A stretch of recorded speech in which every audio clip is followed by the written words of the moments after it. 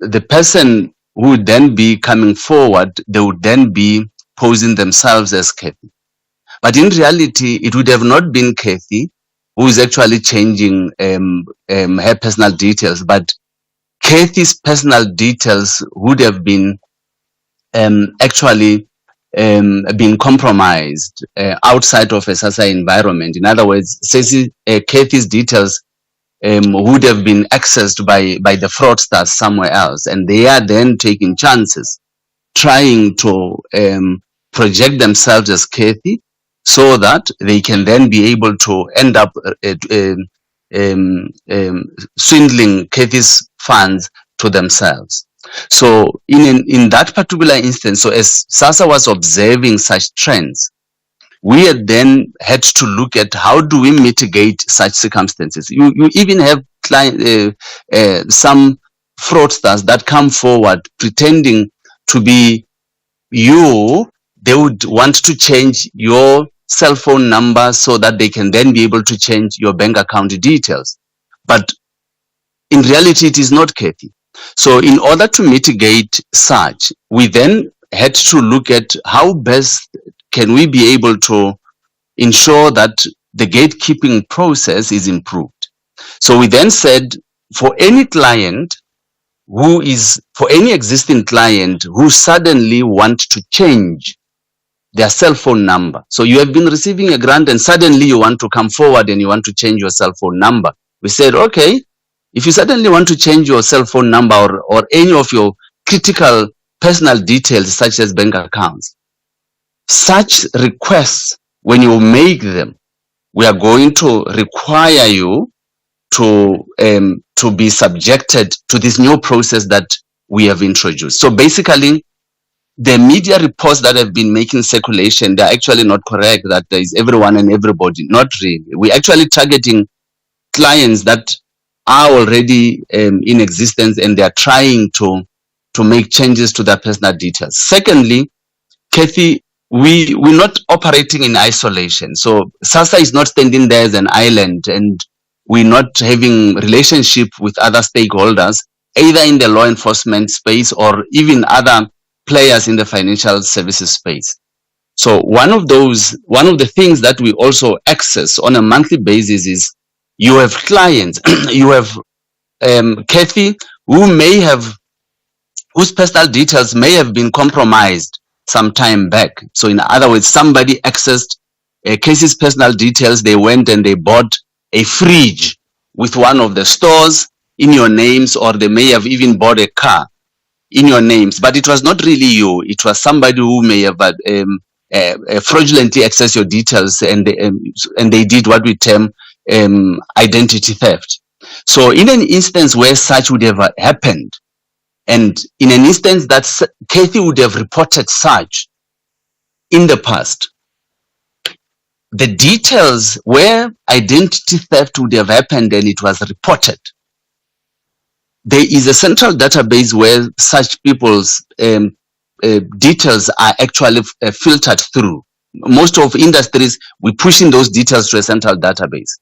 So Sasa, we also access such.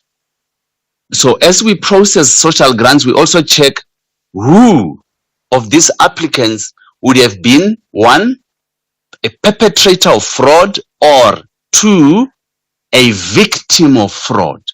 So if any of the two scenarios also become scenarios that we come across, such clients or such applicants becomes some of the applicants that we then trigger the new process that we have put in place. Meaning, we then make it compulsory for you, if we do find you to have been a perpetrator of fraud or you were a victim, we then subject you to this EKYC process that we have introduced, so that we can therefore be 100% sure that this time around, though we don't know where did the fraud happen and how did you end up on that particular database, at least we then become alert that, listen, this person was previously identified as a perpetrator of fraud, or this person was previously identified as a victim of fraud. So this is some of the scenarios, including those that I've alluded to earlier on. So if any of these scenarios occurs, we then trigger, these scenarios will then trigger the eKYC process. So it is not correct, it is not true that suddenly people are not going to get their grant because now Sasa is, no, it's not true. So it's only under scenarios that I would have alluded to. If any of those scenarios occurs, the eKYC process would be triggered by default, and the affected client would therefore have to follow through the steps that we would have outlined for them to be able to follow, so that we can then be able to authenticate them and for us to be able to finalize releasing of their funds. All right. Fanny, we're going to continue this conversation after this break.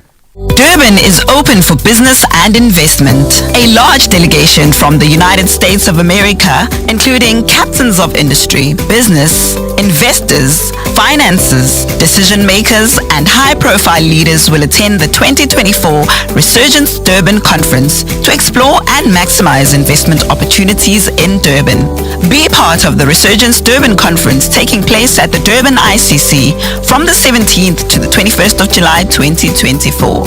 Durban is forging ahead with its plan of action that is aimed at boosting trade and investments within South Africa, the African continent, and the rest of the world. Businesses must register now to exhibit at the conference. Closing date is the 30th of June 2024. To register for the Resurgence Durban Conference and for more information, visit www.resurgenceconference.org. Lindelani ladies want to change gears against raining temps to relocate from the danger zone. However, Banyana Style say they will conquer the game and grab the vital 3 points. Enter Queen meets Clonco. This is the Hollywood Bet Super League. Catch the Mzansi Queens on the pitch. Lindelani Ladies FC versus Mamelodi Sundowns Ladies FC on Sunday 30 June at 2:30 p.m. Live on SABC Sports on DTT Channel 4, SABC 1 and SABC radio stations. Also available on SABC Plus and SABCSport.com. Hashtag we love it here. Brought to you by SABC Sports. For the love of the game. SAFM Youth Month Takeover. SAFM invites young people between the ages of 18 to 35 to take over the airwaves this Youth Month. All you have to do is send a WhatsApp voice note or text message to 061-410-4107 or email info@safm.co.za. Tell us which show you'd like to co-host and what the 2 compelling issues facing our 30 years of democracy are, and we could be calling you. Terms and conditions apply. 37-year-old Deboro got a really great deal on his car insurance premium from Outsurance. He pays an amazing 762 Rand per month to insure his white 2018 Ford Figo Ambiente. He now has extra cash every month to go out for a meal with his friends. Get an Outsurance quote today. SMS out to 30754. That's out to 30754 now. Outsurance is a licensed insurer and FSP. T's and C's online. The Talking Point with Cathy Mohlahlana. Weekdays, 9 a.m. till midday. We continue the conversation on the Talking Point for Citizens Corner today. We're looking at the Social Relief of Distress grant by Sasa and the verification process that grant recipients have been complaining about, saying that many now have had to undergo re-verification due to a change of system. Fanny Setoga is a General Manager, Grants Administration at Sasa. He's on the line with us today.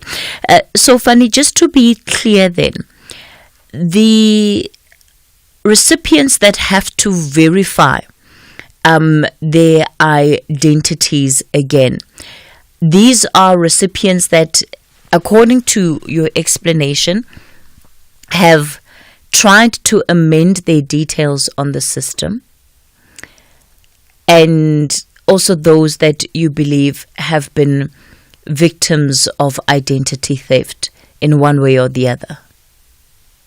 Yes. So if we do find that if you are applying and we identify that you were a victim of fraud, or you were the perpetrator, or you are changing any of your existing details that we have on our system, specifically cell phone numbers and account details, such changes will trigger the eKYC. How But widespread? other than that, Go ahead. so other than that, generally, if you have been getting your grant on a month to month, we won't be bothering you. We won't bother you. But the problem comes the minute there is some changes that occurs, which falls within what our risk mitigation system would have identified over the past a few months.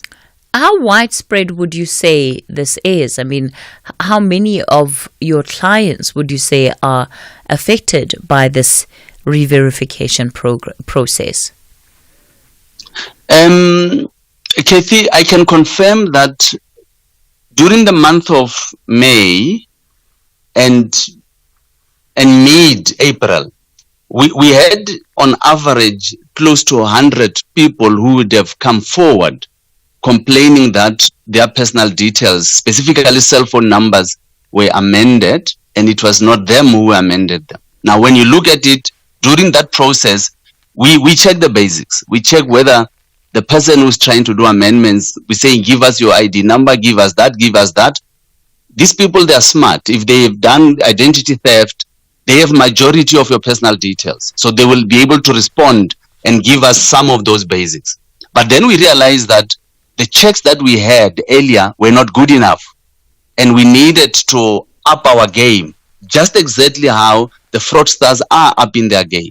And one of those was to ensure that we then use your personal traits as a means of verification. And by that, I'm referring to what we had introduced through the eKYC. And Cathy, this is not new for your information. I know everyone will be coming and saying, but Sasa, why? Sasa, why? Cathy, me and you remember around 2016 and 2017. In fact, from around 2013, 14, 15, and 16, Sasa was inundated with complaints where there would have been funeral deductions that would have been done through unscrupulous financial services providers who then would have issued deductions against social grant recipients.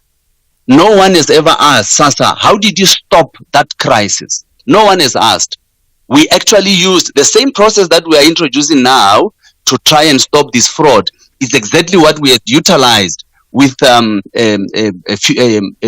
fraudulent funeral deduction. It's exactly the same. So it's been in place from as far back as 2017. We've been using it in that space for funeral deductions. And this time around, we're saying, oh, you are now starting on the normal social grants. We're going to do the same because we know it works. We have tried it on the other side. So I don't understand why suddenly there would be these pressure groups that are pushing through an agenda which is completely confusing, because it is not true that we're subjecting every single client to this process. Thank you. So, okay. The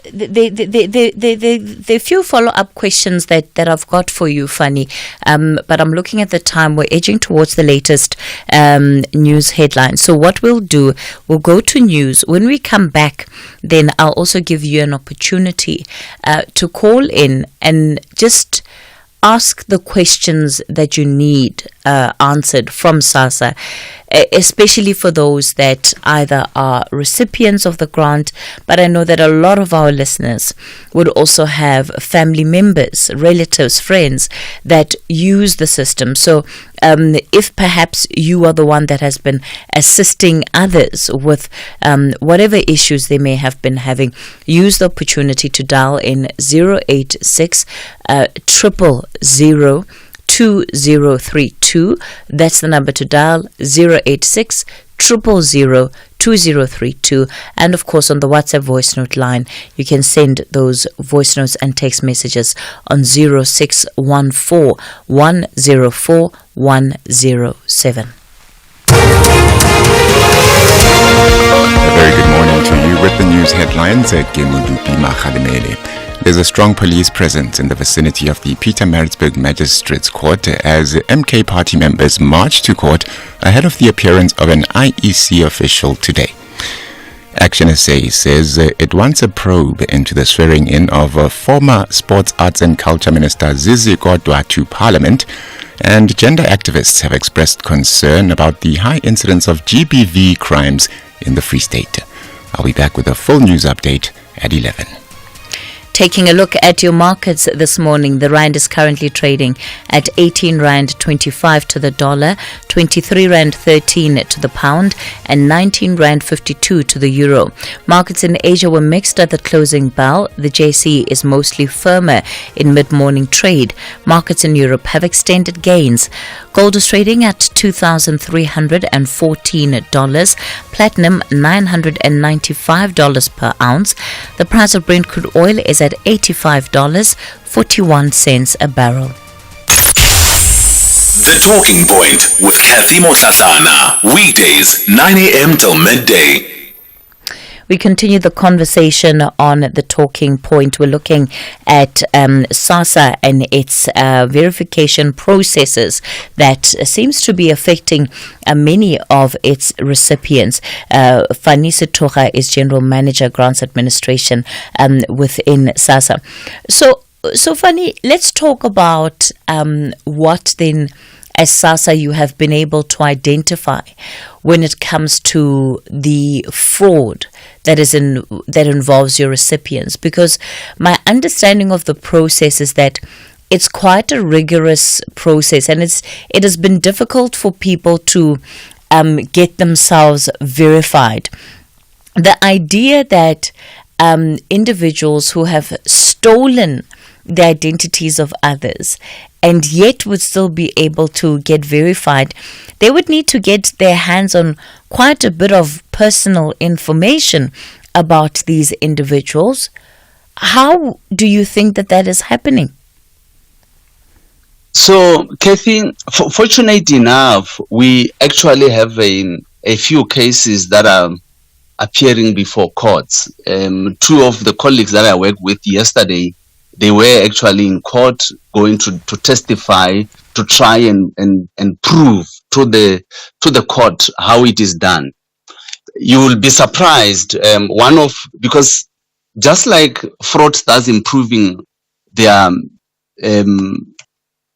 technology, their cybercrime and related technologies, we also go out and hire experts. So in preparation for this colleague going to court, one of our internal experts was actually showing to us one of the tools which is being utilized that is out there in the out there on the space. You will not believe it. It's a free tool.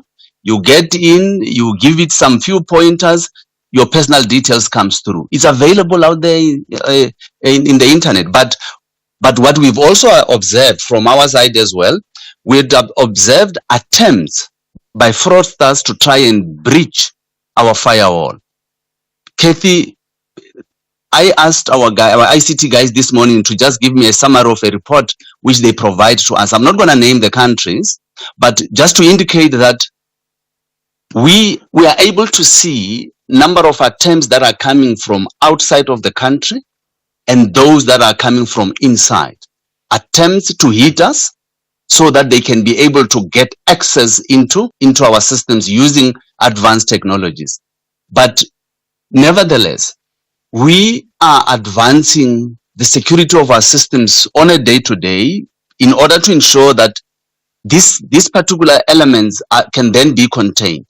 Like I said, we noted between April and May an average of just around 100 people per month who would have called through our call center saying they've noted that somebody has changed their cell phone numbers. Fortunately, one of the other internal systems that we have put in place is we've got a process in place where the minute we pick it up, then we actually put the account, we freeze the account so that there cannot be anything that happens. But Cathy, the fact that we want you to confirm your personal trait, give us your face, it cannot be a crisis. It cannot be translated into a huge crisis. Like I said, we're not doing it for any other applicant, but we're just focusing on those that are coming wanting to do the changes that we have noted that these kind of changes are normally have got some possibility of resulting into fraud. And when you start making those changes, that's when we trigger the EKYC. So it cannot be that many. So it is not true that many, because Cathy, maybe you have forgotten.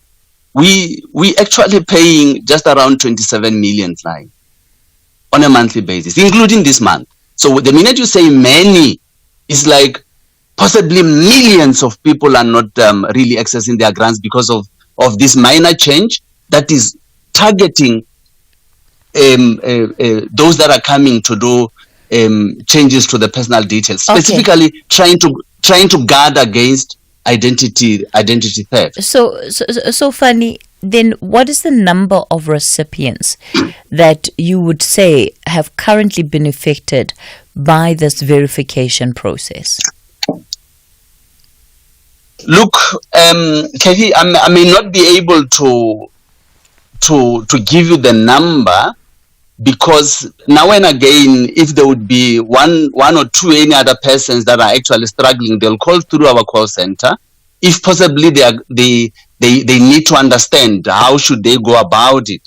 But what I can confirm is there isn't, because the number of people that we are paying on a month to month, it hasn't gone down substantially. We're still paying the same average number that we've been paying throughout. But there is a small fraction of clients that would come wanting to change their numbers. Like I said to you, that we had seen in April and May, we had an average of 100 calls in both months, where people would have been saying, look, I've got a problem with my cell phone number that would have been amended. So one can then deduce that possibly there would be an average of around 100 people wanting to do changes to their personal details on a month to month, who would then be affected by this particular process. But the other thing is, Cathy, how is it supposed to be? Why is it suddenly affecting them? Because, Cathy, this grant, the SRD 370 grant, from day one in 2020, the application process has been online. For you to apply, you do it online. Now, we know when the grant was first introduced, there were almost similar calls or almost similar iterations that no, people will never be able to apply for this grant. But what did we see? 19 million people applying in a very short period of time. What did we see? When we later request that everyone must re-register in 2021, the same narrative was then emphasized. No, people will not be able to do it because people do not have cell phones. People did not have data. But what we have seen is people applied. So even now we are saying these few exceptions. If you are coming and you want to change your ID number, you want to change your banking details, or you are coming forward because we have alerted you that we have identified you as one of the clients that must provide their personal traits, we're saying they should be able to do it. Because how did they apply? Okay. Fani Setoha is General Manager at Sasa Grants Administration. Let me go to Butterworth. Khala, good morning. Morning, Cathy. Yes. Your guest and the listeners. Cathy, you see, when you try to update those either bank details or cell number, you receive a link. Let's say you don't have a smartphone.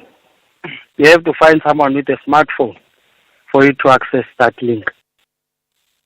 Is there maybe another way they can do, like if when you go to Sasa, they can use your fingerprints maybe to verify instead of using that link to capture your face? Thank you. I'll listen to the reader. All right, Fanny? I think it is a fair one, Cathy. that indeed we do send them a link, and through that link, that's when we would want them to be able to follow through and do that which we are asking them on that link. And indeed, I do acknowledge that here and there will be people without smartphones. It is a fact. But what we're also saying is that particular link, a person without a smartphone can actually go to a neighbor, can actually go to a friend who has a smartphone and ask them to be able to open it up, and they can then verify themselves. But the suggestion by the listener, I want to say, what the listener is actually proposing, we are actually working on it. What we are busy doing at the moment, we are trying to introduce what we call a kiosk portal in most of our offices. So we're busy trying to pilot the use of there's two kiosks that we currently piloting at the same time. One with a camera setup, one without. But both of them, we are planning that not long, in the next few months, we would have concluded the test such that some of these lines we can then be able to redirect them to Sasa offices if they don't have a neighbor, they don't have a friend with a smartphone. But as of now, the current process remains. Thank you. Yeah, is this not adding to your problem, Fanny? Because if one has to go ask a neighbor for a smartphone, then that increases the chances of this person's personal details falling into the hands of other individuals. Cathy, did you know that 40 to 50% of the clients that have applied for the grant actually applied being assisted? In 2020, when this same narrative was ushered, we went out and we used volunteers on the ground, community volunteers, and we asked them to help clients. But once again, Cathy, it is that in another room, we are preaching Ubuntu, Boto, humanity amongst ourselves as South Africans. Because in this particular instance, there is no ways, Cathy, on which the next person can be able to steal your personal trait. Your fingerprint and my fingerprint are different. Your biometric facial traits and yours are different. So there's no ways on which they could be able to steal it because it's done live, real time. They're not copying. They're not taking your copy and paste it for you. It is done real time. So the link also requires biometric verification. It requires facial recognition to be done. Okay, all right. I do still think, though, that it does pose somewhat of a risk, having such a high number of people having to share their information, even if it's under noble circumstances. For me, it still stands out as a risk. Anonymous, good morning. Good morning. Yes, Anonymous. Can you hear me? I can hear you loud and clear. Good. I'm not going to be too long. I'm just going to give you some internal information, valid information with regards to what's happening in Sasa. Most of the fraud in Sasa is happening within. It's the officials that are committing the fraud. How are they committing the fraud? They have groups of people they call agents everywhere, outside every Sasa office. There's groups of people they call agents who they work with. The Sasa officials have contacts in Home Affairs where they make IDs. Sasa officials have their own cards that they get paid for, apart from getting money from these officials, these agents. The bad thing about the agents is they operate like the taxi industry. There's hitmen in these fraternals. If you don't play the game, you get killed. So there's these groups that are minting. They are minting. They can't control them. It's so bad that in Sasa, the corruption starts from the top, from the CEO down, because there were cases that were brought up, there were cases that were shown to the different REMs and the CEO and the different managers. Nothing happened. They said leave these cases. There was one guy. He's still in the department. He was in Ulumbi recently. He's an official. And they had to close the court because there was a case of where somebody was murdered, a Sasa official was murdered. All happened all happening inside. He was murdered and he was giving evidence for that case. Everybody was threatened, from the magistrate to the lawyers to everybody there, to close the court on that day. This is recent. This guy will know what I'm talking about. So fraud happens from the top. So Anonymous, before you go, explain to me exactly and very clearly, how do these agents operate and how do they then get money out of the system? Firstly, the two ways, amongst others, that they operate is they have their own cards. They create their own cards. They have contacts in Home Affairs who would have different identities. Cards, you mean Sasa cards? They create Sasa. their own Sasa cards. They create their own Sasa based on cards. fraudulent identities or stolen identities. Exactly. And they have people in the Home Affairs department that ensure that these things are done for them. That's one. Two, agents. They legally work with agents. Agents would never be able to do anything in Sasa without the officials doing it. There are thousands and thousands of agents in the country. And if you have to pierce the hive, you'll die, you'll get killed. They've got hitmen. They take you out quick and fast. That's how ruthless they are. Okay. But one thing that's very important, Cathy, that you need to understand is the fraud is allowed to happen by the senior officials. They don't want to stop the fraud. The person I'm talking about now, he was threatened with a bullet on his vehicle when he went to attend one of the scenes in Potchefstroom. This guy will know about that case. I won't mention his name. So I know because I was not working for Sasa, but I was working for a department that was prosecuting fraud. Okay, so Anonymous, then with these agents, you say that they are everywhere in the country, right? Is it a case of they go and they withdraw these funds at particular Sasa offices, so that nobody asks questions about why is this individual able to make these many withdrawals, using different cards, or what is the modus operandi there? I won't answer you directly, Cathy, but I can tell you on that one. A Mashonisa can hold 10 Sasa cards, and Sasa does nothing about it. There is a law that says that if you're holding a Sasa card that doesn't belong to you, it's a criminal offense. But if Sasa can tell me what they've done about just that one incident, and these are thousands and thousands of Mashonisas I'm talking about, holding these cards. So they're holding these cards, plus they're holding fraudulent cards. But that's what I can tell you with regards to how they siphon money out the system. Okay, all right. Anonymous, thanks for calling in with that particular information. Fanny, are you aware of this allegation? Agents that are operating as Anonymous has described? I like how Anonymous is putting his facts on the table, because many of his claims are actually not correct.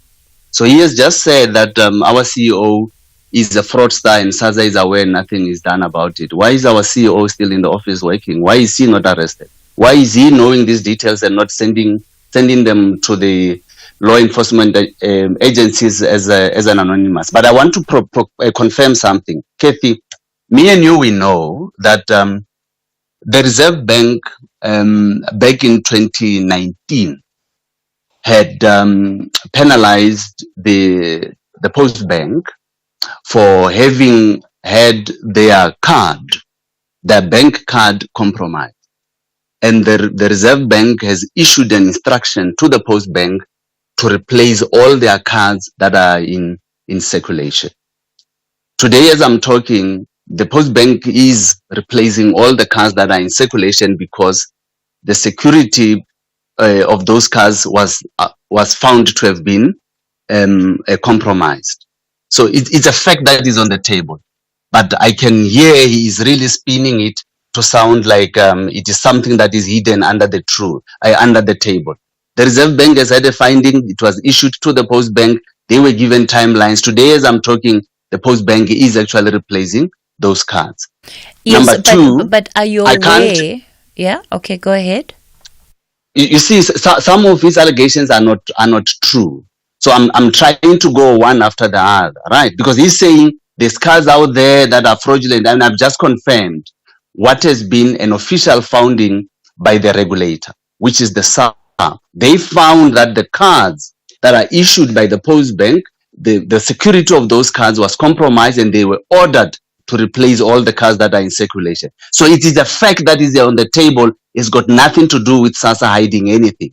But the second element which he has alluded to is that Sasa staff are actually working with Home Affairs. I think in an instance where there's information that can lead to law enforcement agencies being able to do any prosecutions, it's not going to help somebody saying, I know this thing. They come on radio, they're anonymous, but they are not even, at least if he was saying to you that, Cathy, I'll anonymously send you the details, the juicy details, which can be utilized for prosecution purposes. Just for your information, Cathy, the president of this country has issued out a proclamation, which he has put together a group of law enforcement agencies,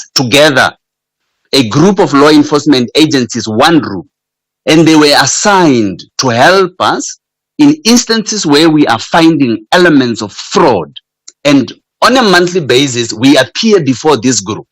So, like I said, we have cases that are taking place in Limpopo that are led by law enforcement agencies where information has been brought forward. So, Fanny, I want to bring Anonymous back into the conversation briefly, but are you aware of these agents that he's alleging exist? I don't know them,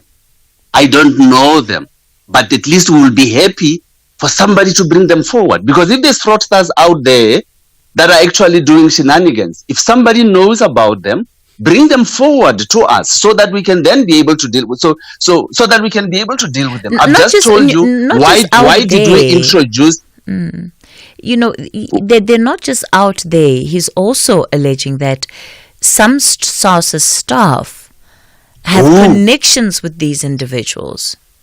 Because if we know them, we'll prosecute them. But for your information, Kate, I just want to also brought to your attention that some of the things that is alluding to cannot be correct, because in 2021, Cathy, the same EKYC that we are doing for the clients, do you know today that if you are a Sasa staff working on the social grant system, you can't touch any record provided you have biometrically authenticated yourself? 1. 2, in the middle of the transaction, the Sasa system requires you as an official to repeat, to biometrically verify yourself. So we're using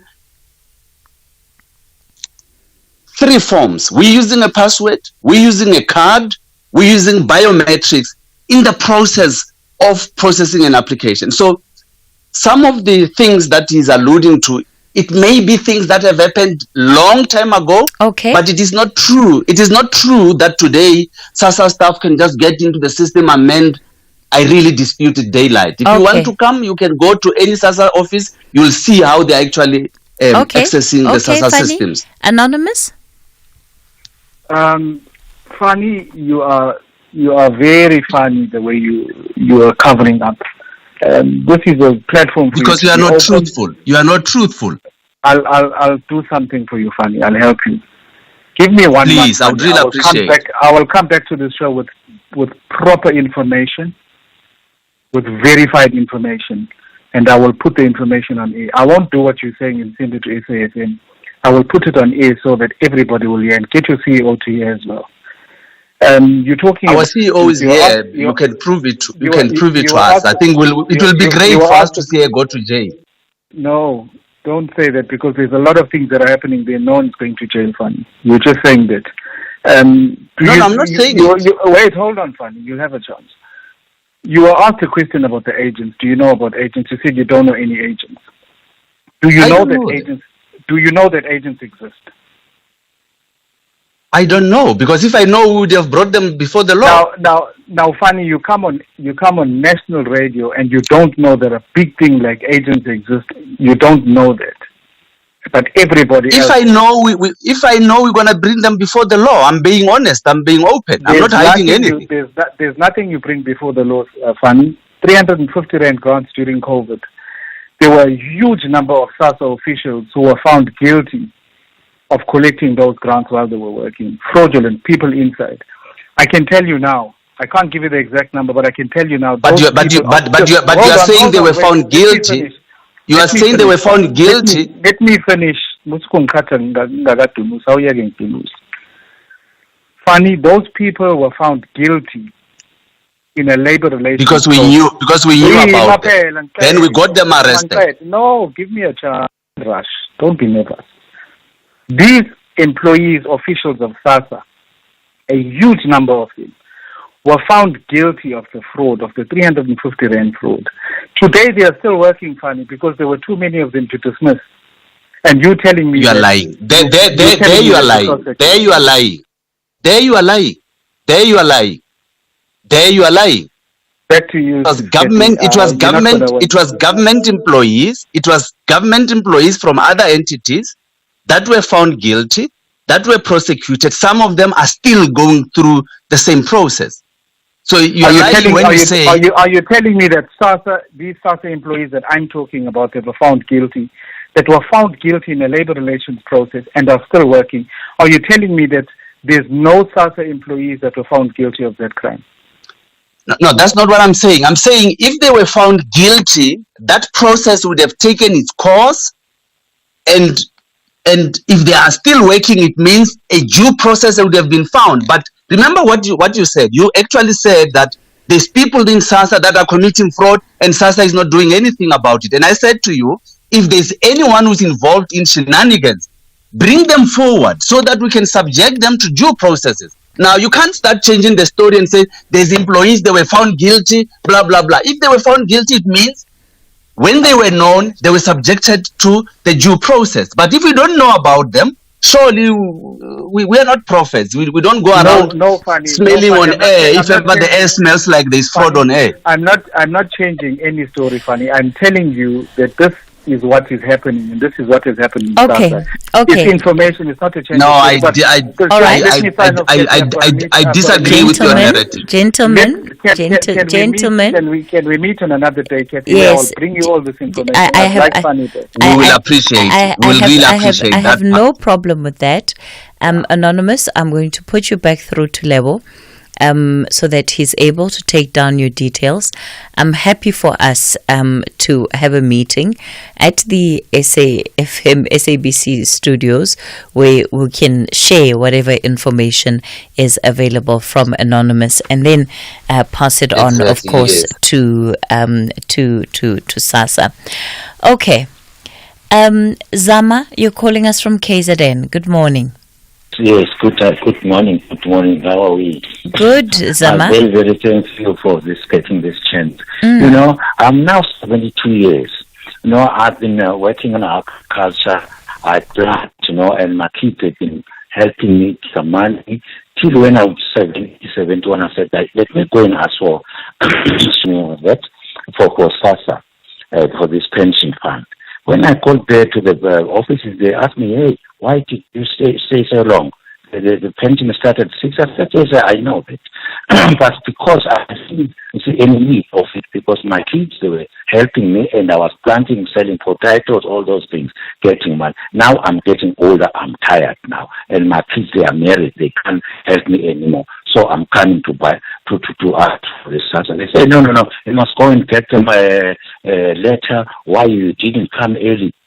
You mustn't come to this side. But I said, previous government, they used to give our father, our grandfather, whenever they come and ask for the Sasa money, and they even give you all those years you didn't apply for it. But it's amazing now. You said I must go and collect all this. Where must I go and collect that? What for? Is it not my right to get this pension? Okay. Let's hear what Fanny has to say. Fanny? Levo, I think this caller who is on the line at the moment, if you don't mind to ask your team to take their personal details, their cell phone number and the name, if they are willing to provide it to you guys, and I'll ensure that the responsible local office manager in KZN is able to attend to them at that level. And I'm really sorry about what may have happened there.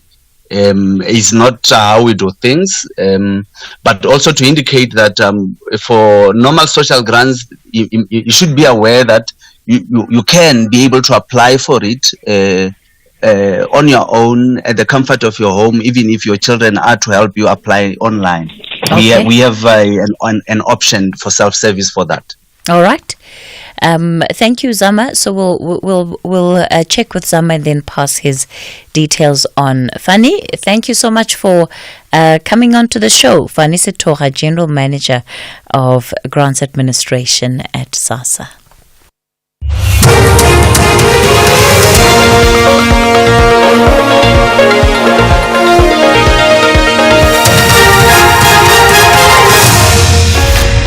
The top stories at 11 o'clock. Strong police presence outside a KZN court and calls for a probe against the ANC's Kodwa.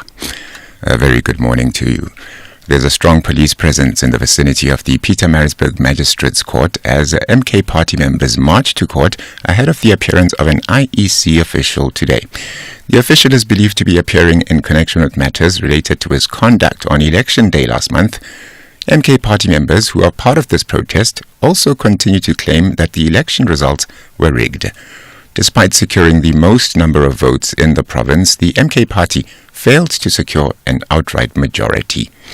Here's the IEC's Kulegani Mtatani.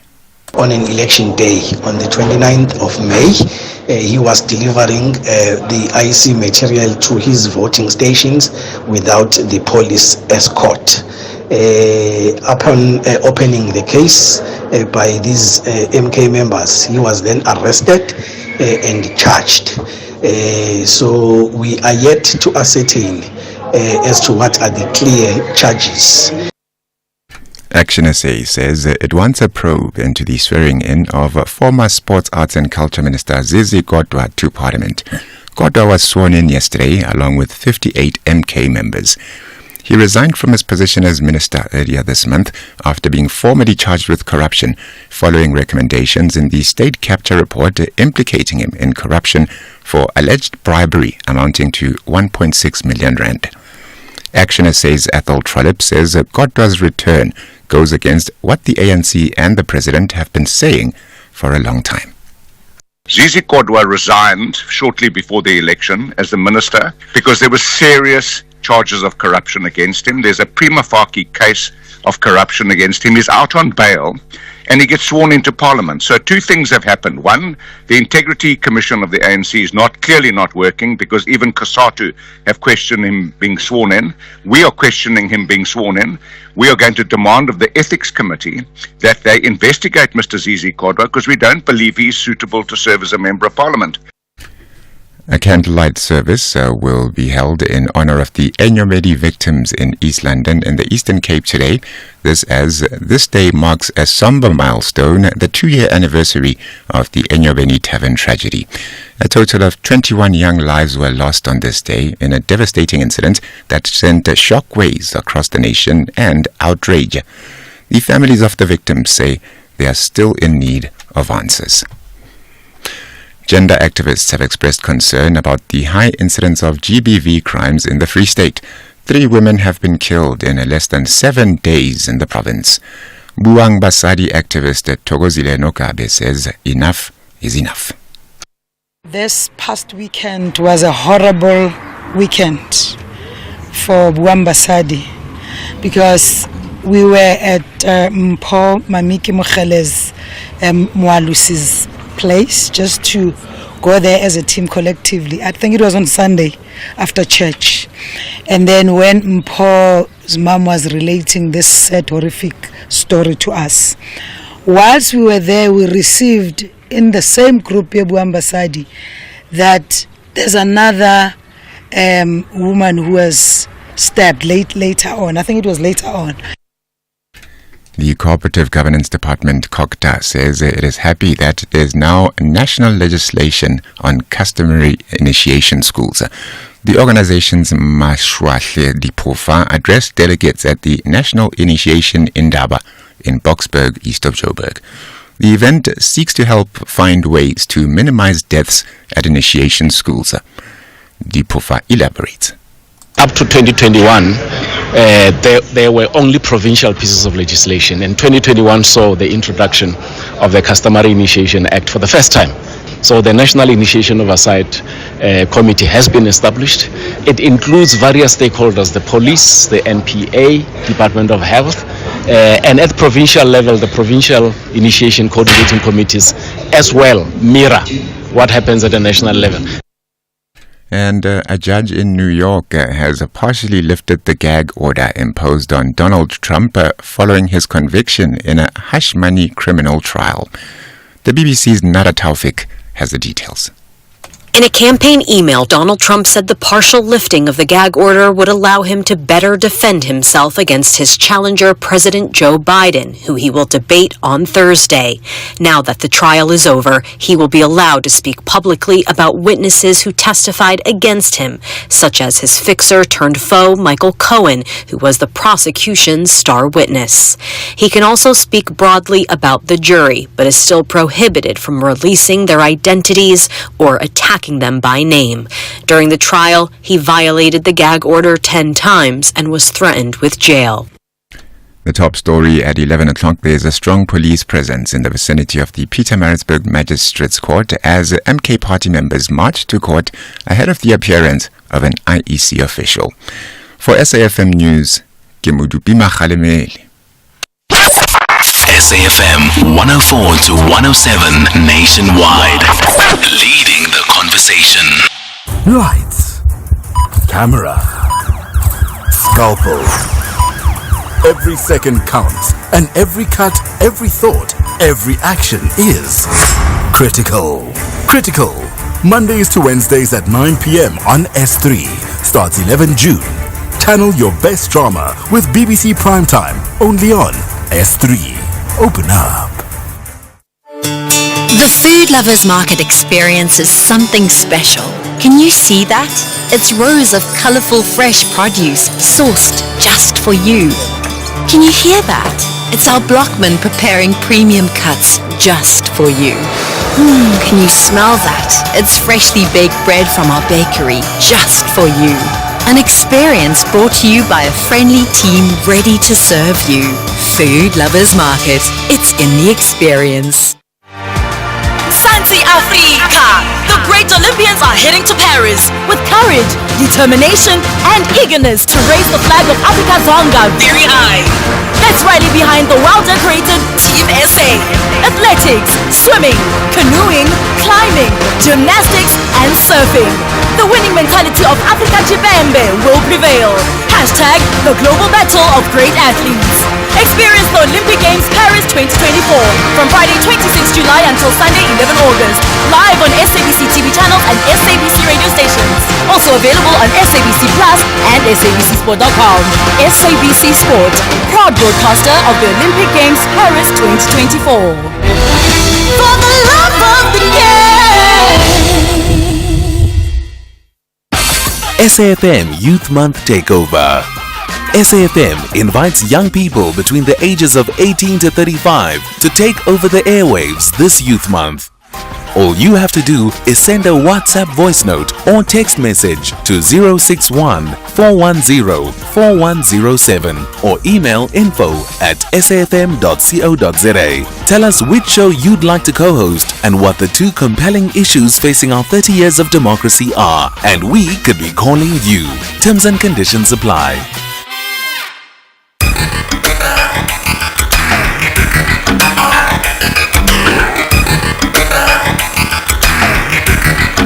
The Talking Point with Cathy Mohlahlana. Weekdays 9 a.m. till midday.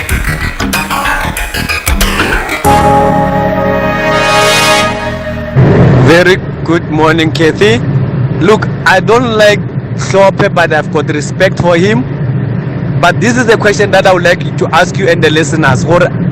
Is the parliament and all of us not vindicated by his appointment as the chief whip of MK? In that, this clearly tells us or not, they always had a relationship with Jacob Zuma.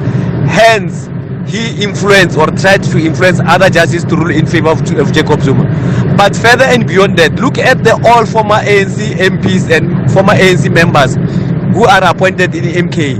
Now you ask yourself, for this 1 day, 24-hour Minister of Finance, or had he succeeded in becoming the member of, the Minister of finance, what would have happened to this country? Also considering the fact that this clearly tells us he has got a very close relationship with Jacob Zuma. So yeah, I think these appointments are vindicating some of us, and viva to the ANC voters and viva to South African voters. Morning, Cathy. You speaking with Tembiso from Mpumalanga. You see, Cathy, I'm really starting now to understand that the ANC made a bad decision by wanting to form a government of national unity with the DA, which the party that does not have the interests of the black South Africans at heart, but only the interests of the minority. So, and this mistake that the ANC is doing, it's gonna take it out of the government. Watch the space during the local government election. The ANC is on its exit point. If they are not fixing this, they are on the exit point. Good morning, Cathy and SFM listeners. I'm Shope Haralsani. Cathy, kindly help me to understand this, since I have a little bit understanding about the politics. Because if you can take ANC and DA and DA, of course they could form the government. Beside other political parties that are formed the GNU.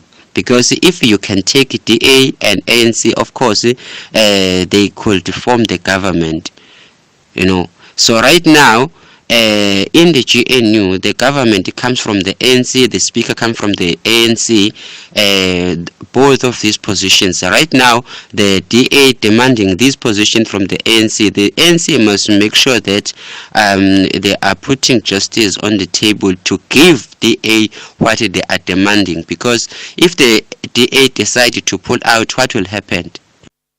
Hi, Cathy, Comrade Cairo Sima in Limpopo. Look, I think the ANC must just abandon this step aside or integrity, whatever, because it has occurred to me that no one understands what it means and what are the implications. Because look, this is step aside from ANC activities, but this man steps into parliament to do ANC work in parliament. Where did he step aside?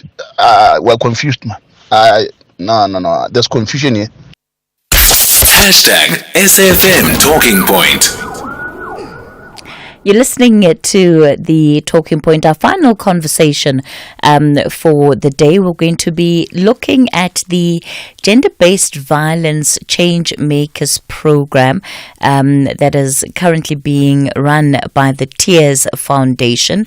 And of course, much of it is really around support services that then are provided in several communities to assist survivors of gender-based violence. Let me welcome onto the show Claire Thompson, who is General Manager of the Tears Foundation. Claire, good morning. Good morning. How are you? I'm well, thank you, Claire. Thanks for making time for us. Precious Makubela is a graduate of this program. Good morning, Precious. Morning. How are you? I'm well, thank you. And Dembe Nechitotole is also one of the graduates. Dembe, good morning. Good morning. How are you? I'm well. Thank you all for making time for us. So, Claire, let's begin with this program. Tell us a little bit about how it is being run. We, of course, know the Tears Foundation as an NGO that has been really doing great work when it comes to supporting victims of gender-based violence over the years. Absolutely. So, Tears Foundation specializes in providing assistance to victims and survivors of GBV. Sorry to come in there. We're going to have to put you up on a different line. That line is distorting quite badly. Let's take a quick break. We're back with this conversation shortly. The Talking Point with Cathy Mohlahlana. Weekdays, 9 a.m. till midday. The National Pulse on SAFM. So somebody who's not from that stock, if I can call it that. Let's say again, I mentioned, so somebody who's black, who's of a Zulu, speaking background, who then embraces the Afrikaner culture because he or she is very impressed by that, who then wants to embrace that fully. Can they embrace it and therefore be a part of Orania and live amongst the Oranians? Okay, I'm going to answer in two phases. The first phase will be to say anyone can apply to come and live in Orania, and case by case, the application to become a part of the community is handled in good faith, and there's no reference to race in any of our documents, as anyone is free to look up. Let's leave it at US Stratum Orania spokesperson. The National Pulse, weekdays, 3 to 6 p.m. In the heart of darkness, a beacon of light emerges. A brand new season is coming your way with your 2024 Miss South Africa Top 30. Hosted by our reigning queen, Miss South Africa, we embark on a transformative journey. Join us for the spectacular new season of Crown Chasers. Crown Chasers is back. Starts 29 June at 8:30 p.m. only on S3 Open Up. Are you ready to take your brand to a whole new level? Have you ever thought about how big companies use strong PR to get more people to know about their brands? The Allure Group presents the inaugural Building a Brand Through PR Masterclass. Join us on Wednesday, July 3rd from 9 a.m. to 4 p.m. at the DP World Wonders Stadium in Johannesburg. Learn from 12 industry experts as they share their case studies and personal testimonies that will transform your approach to brand building. Visit www.prmasterclass.co.za to get your tickets. Only 650 rands for an in-person experience, or join us virtually for just 350 rands. Don't miss this chance to master the art of PR and take your brand to the next level. Building a brand through PR Masterclass, powered by independent media. Life gets too busy, and SABC Sport gets it. That's why we're bringing you Final Analysis, the sole destination to fill you in on all sport action that goes down every weekend. This is a premium Sunday night wrap-up show, giving match highlights, final scores, post-game reactions, expert analysis, and Sport News weekend roundup of the local and international arena. Catch Final Analysis every Sunday at 9:30 p.m. live on SABC Sport on DTT Channel 4. Also available on SABC Plus and SABCSport.com. Proudly brought to you by SABC Sport. For the love of the Are you a youth entrepreneur looking to get funding? SEFA provides opportunities for entrepreneurs through the Youth Challenge Fund. Your success starts here. Visit www.sefa.org.za. Search YCF.SEFA is a registered credit provider. Terms and conditions apply. The Talking Point with Cathy Mohlahlana. Weekdays, 9 a.m. till midday. Well, we continue the conversation this morning. We're looking into gender-based violence, and in particular the program that has been run by the Tears Foundation. Claire Thompson is General Manager of the foundation. Claire, good morning again. Good morning. Hopefully this is clearer. Yes, it's much better. So you were telling us more about this program that you have been running as an intervention then to prevention, but also support when it comes to gender-based violence in our communities. Correct. So Tears Foundation specializes in the care and support for victims and survivors of GBV and sexual assault. And so the Changemaker program allows the graduates who are coming fresh out of university the opportunity to gain some real life or work skill place experience by getting onto the phones and interacting with clients case by case. And so the program allows these graduates to work under supervision by both senior management, a clinical psychologist, and really a very dedicated team of supervisors and experts and team leaders to allow them to build up their confidence and their knowledge base and to put practical experience alongside their academic experience, let's say. And what is it that they have the opportunity to do while they're on this program? Specifically, tiers will receive cries for help through various communication channels. So I'll talk about, for example, if a phone call came through. So the intervention specialist, which is what we call the graduates once they are on the phone after they've gone through some preliminary training on how we deal with cases and making sure that they're prepped and ready to deal with a survivor, for example. What they'll do is first and most importantly is to definitely contain the call. So if the client, for example, is in a state of distress, then we don't automatically just jump into asking questions. We have to be emotionally available, emotionally sensitive to the situation, and being able to calm that survivor down. Ultimately, what we want to do is partner with that client to let them know that they have a hand that will not let them down no matter the process. And the intervention specialist will focus on understanding the full 360 spectrum of what it is that client needs. And obviously there are different levels of client requirements or emergencies.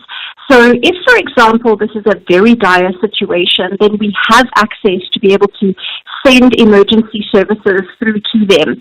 If the client needs to be able to escape an abusive situation, then we'll be able to assist with getting them into a shelter or getting them away from the abuser as quickly as possible. And that will go gradually all the way through the process level of determining the level of emergency for if they need a court order, then legal assistance is required. If it is understanding the process of leaving an abusive relationship, if there are educational aspects that need to be communicated with regards to what will happen after a sexual assault, again, if medical services are required as an emergency, those are set up and provided for the caller.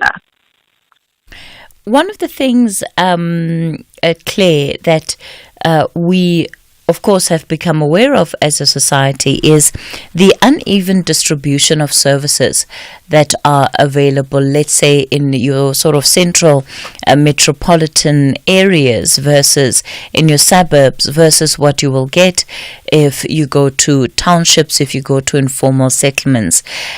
How does a program like this then contribute to the accessibility of services, regardless of where one might find themselves in the country? So this is a real challenge that we face at the Tears Foundation, because we are not in control as to what services, shelters, or reactive services are provided for victims and survivors. But we have a dedicated team that spends a huge amount of time building relationships with networks and researching the available facilities and services, shelters, etc., that are available in all areas nationwide. And those databases are kept up to date and constantly worked on, networking through partnerships that we have to make sure that we are aware of whatever is available in that area. In a situation where a client is perhaps unable to get somewhere, in the rare occurrences, we are willing and able to assist with an Uber drive, for example, to get them to the closest shelter if that was the requirement.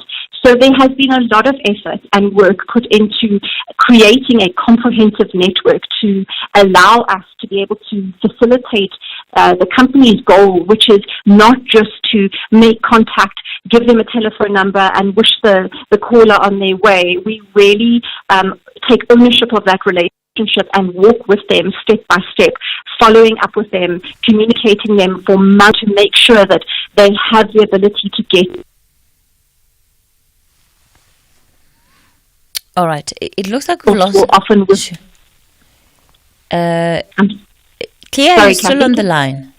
Yes, can you hear me? Okay. Yeah, look, we had lost you for a bit there, but that's fine. I want to bring in some of the graduates who can speak about their experience and also their observations. Precious, let me kick it off with you. What made you want to get into this program, and in particular, knowing that you are going to be helping to deal with survivors of gender-based violence? All right. Thank you. First of all, thank you for having me on the show, Cathy, and also greetings to all the listeners.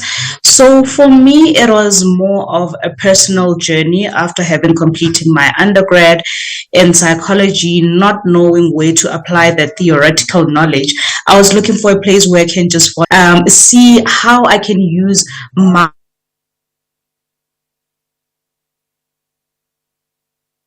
mental disorders into use. And when I actually bumped into a post, the TS Foundation was actually looking for graduates who want to gain experience. This was a perfect opportunity for me. And I can say it has helped to just, build up on that knowledge, not only for me, but on how I can use that very same knowledge to empower and enrich my community. I had to identify that there is a lack of information in our communities in terms of mental health and mental well-being. And now the information and the training that I got from TS was able to help me bridge that gap. So for me, it was not only just about onboarding, just using my psych degree to use, but also how I can better the lives of other people, the lives of people in community members, whether poverty-stricken or the suburb and upmarket communities, just to know more on the services that they can get, free quality services at that they can get for mental health and mental well-being, and also for GBV survivors. It is, of course, one thing being able to study how to respond to situations, especially in post-traumatic, where people are dealing with post-traumatic stress disorders and other associated issues, versus having to practice it out in real life. Are there particular things that have stood out for you now that you have the opportunity of actually engaging with people who are survivors of gender-based violence on a more often basis? What would you say you have found that perhaps you were not fully prepared for? Definitely, there has been a lot of, it was a reality call. It's one thing reading in a textbook telling you what is schizophrenia or what is PTSD, post-traumatic disorder, but actually being on the line with a survivor that actually detailed what it is, and you get to understand how intricate it is and how the smallest or even biggest life events can alter or trigger mental well-being. It's something that we normally take for granted, but when you actually are with someone on the line with them, with someone who has experienced severe trauma that happened years ago and it's still a problem till today, it just gave me that reality call to say mental issues do actually exist. It's one thing hearing or reading about what schizophrenia is, but actually having to interact with someone who is schizophrenic, it gives you a whole different outlook. And the one thing, to answer your question, that had stood out for me is the misdiagnosis of mental illnesses. Someone would feel sad for 2 days in a row and they have already decided that they're depressed, whereas not knowing that there is actually a criteria that you need to meet. It's like sort of, you can call it like an ingredient list that you need to meet in order for you to be diagnosed as someone with a depressive episode. And because the symptoms often overlap each other. It's very easy for someone to just think, and Dr. Google is not always your best friend. Most people will just Google their symptoms, it gives them something, and then they run with it without actually having to go get checked whether or not they are suffering from that illness. So I'm grateful to actually be in an opportunity where I can educate and refer to say, you know what, even though you are feeling the feelings that you're feeling are in line with whatever symptoms of that illness is, I would suggest that go and see a mental health practitioner to give you the correct diagnosis, to give you the correct dosage of information if needs be. So what I can say is that there has been a lot of misinformation and misdiagnosing of mental illnesses. Okay. When we continue the conversation, we'll hear from one of our other graduates who's part of this program. It's now 11:30. Time for your latest news update. Thanks, Cathy. Good morning. With the news headlines, the IEC says in its court papers that the newly formed MK Party's bid to nullify the elections last month bears no evidence of material irregularities. COSATU says it is shocked that the ANC went ahead with the swearing-in of former Sports, Arts and Culture Minister Zizi Kodwa as a Member of Parliament, and a candlelight service will be held in honor of the Enyobeni victims in East London in the Eastern Cape today. A full news update at midday. SAFM. Prime time all day long. The Full Circle with Bridget Masinga. Let's start with your story, how things used to be and when things changed. So, my kids were staying with my mom who passed on in 2020. Then I had to take them. At first, everything was okay until we moved. That's when I noticed a change of behavior on my older daughter. She started with smoking weed. And I was on her case. She then said, can I please take her to the rehab for that because she can't leave it on her own. Yeah. I then took her to a private rehab in Bloemfontein.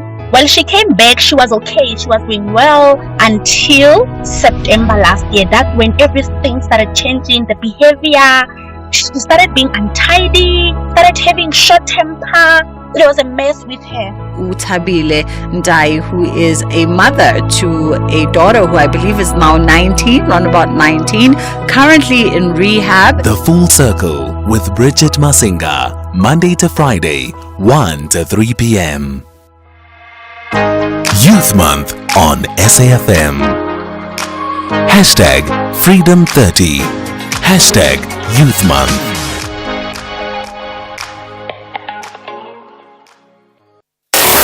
Hashtag SAFM Talking Point. We continue the conversation on the talking point. We're looking at gender-based violence, the Changemakers program run by the Tears Foundation. You've already heard from Claire Thompson, who's general manager of the foundation. Precious Makubela is one of the graduates that has been participating in this program. Dembe Nechi Totole is another graduate. So Dembe, you can perhaps speak to us about your experience since joining this particular program. Thank you so much for welcoming me. It has been amazing to be part of this program. I mean, as a change maker myself, waking up every day knowing that I get to make a change, to bring about change in someone's life has been really impactful in my life. And also I have gained a meaningful experience in my personal life as well as my professional growth, because this has given me an opportunity to practice my practical, my theoretical,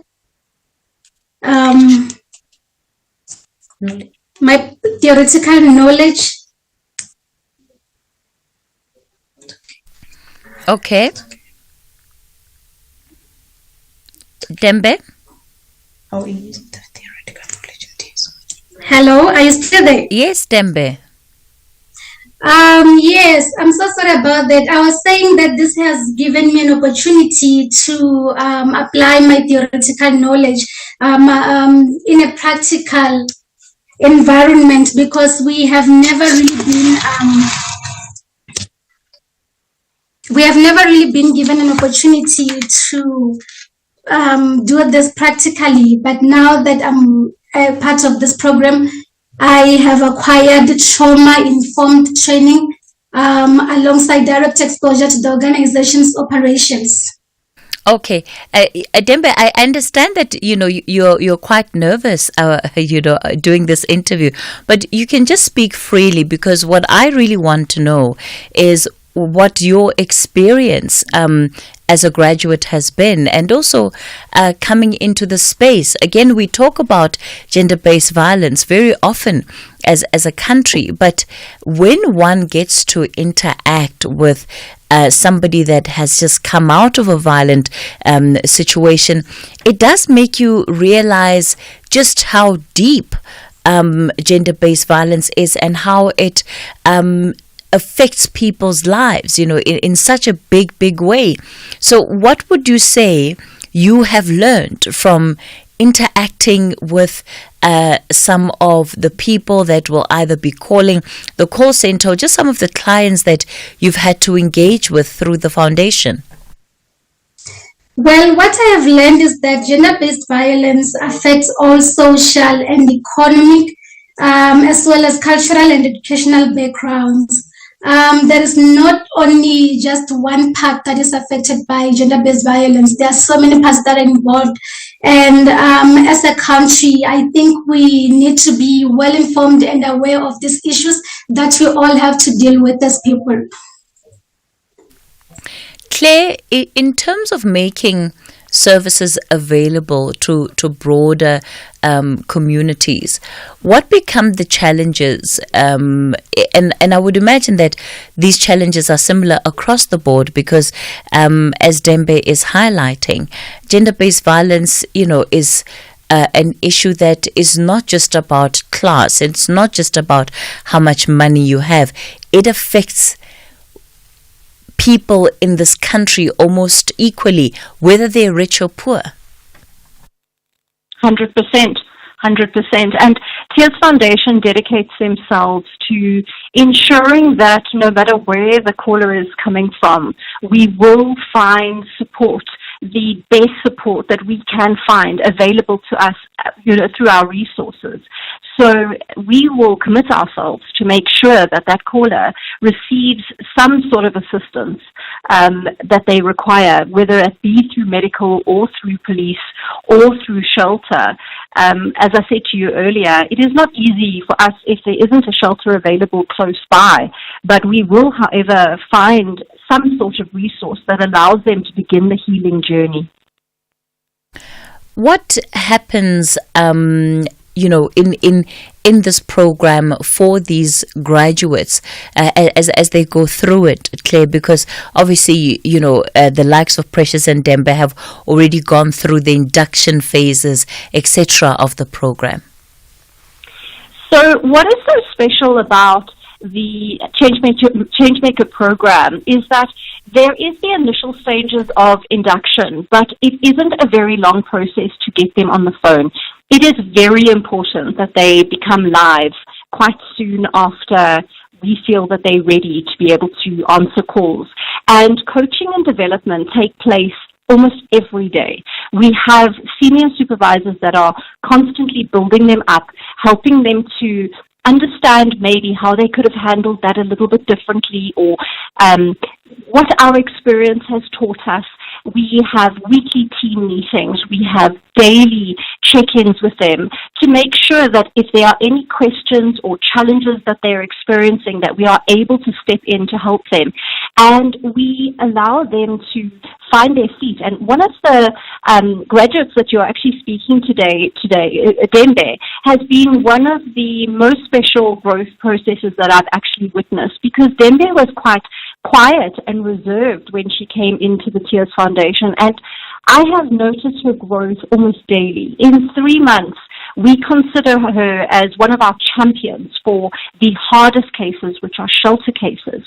She is unanimously brave, courageous, assertive, and very insistent when dealing with individuals to make sure that her client it has the equal and fair opportunity to get into that shelter. And that would be an example of how the coaching and support have allowed her to find her voice as an advocate and an intervention specialist at Tears Foundation. And then to further on, to give a further on example, Precious, who has been with Tears Foundation for a number of years, she went through the graduate program and then came out on the other side as a senior intervention specialist. She now runs her own team of graduates.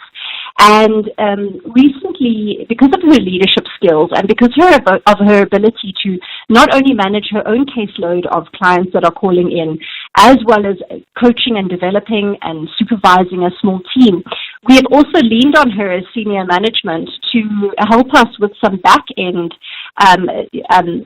items that we needed some assistance with. And that just shows that they are able to gain experience not only in the world of GBV and sexual assault, but also in the world of business.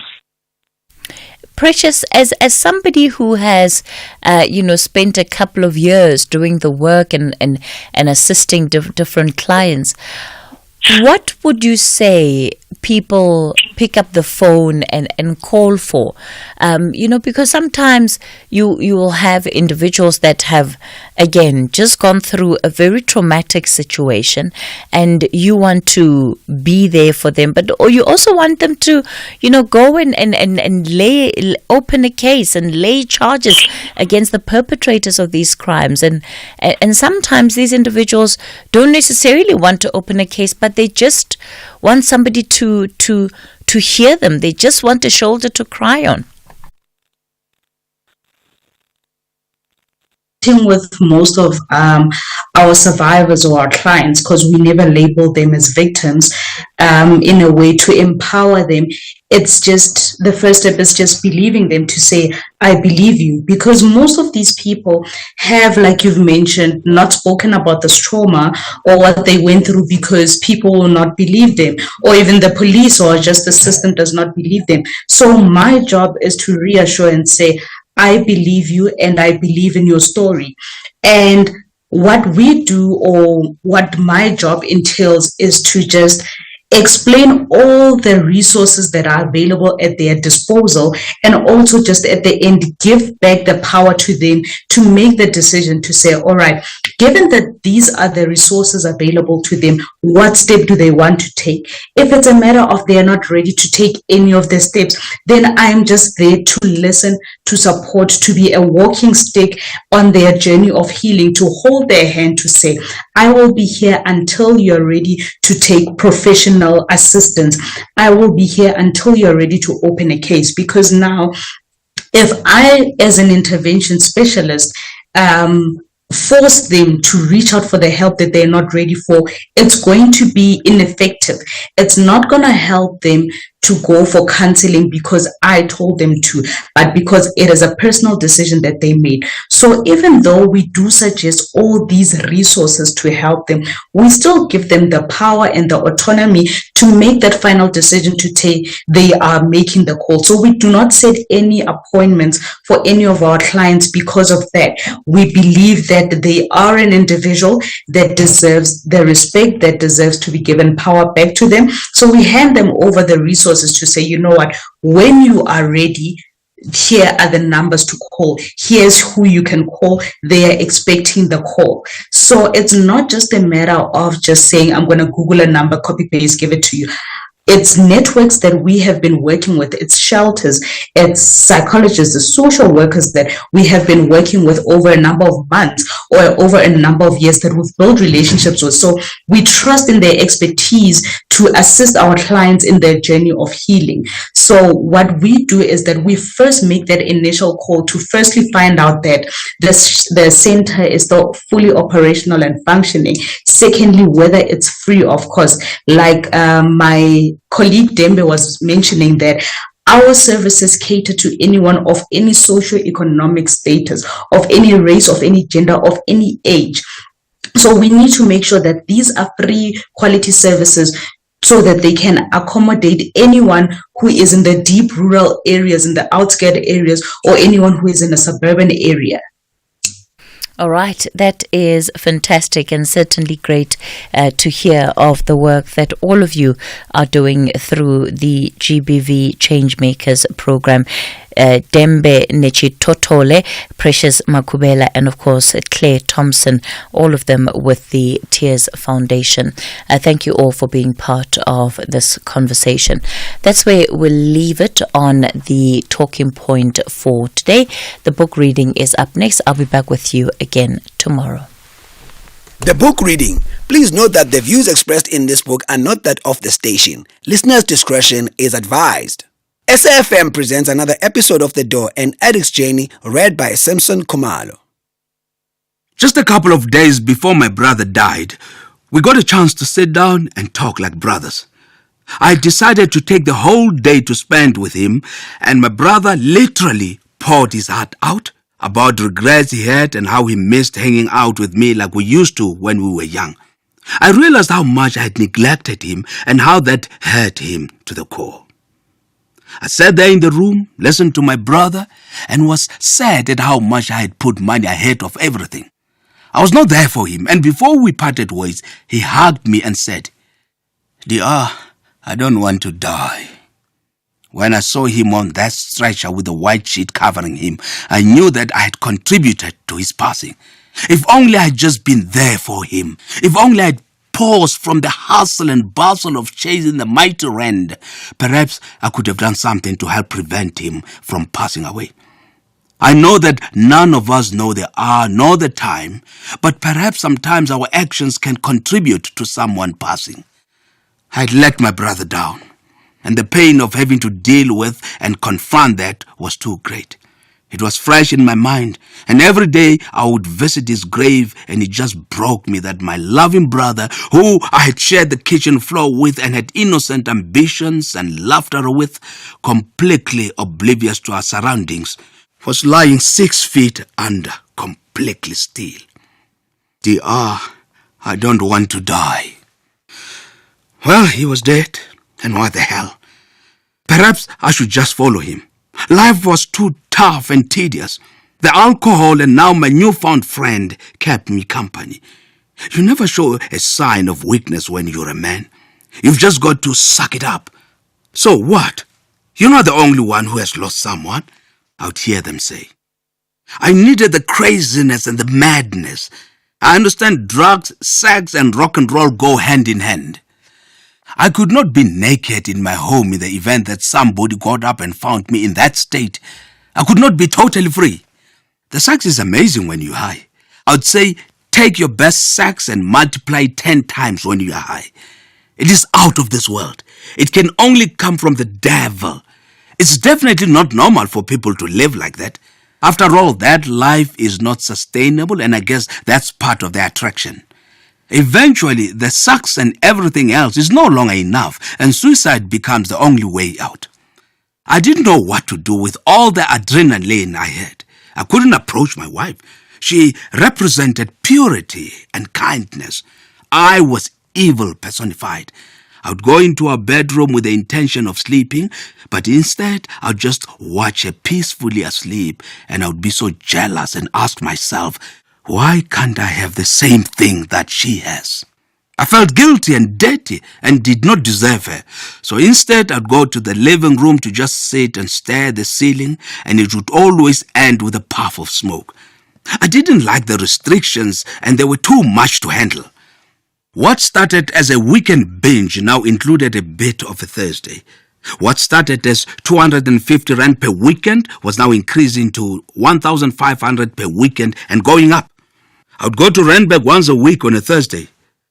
I found it to be relatively empty, and if I went early as soon as they'd opened, I would get the choicest product, and when the place was filling up, I could be on my way home. I didn't like the seediness and had my eyes always open to mugging and robbery.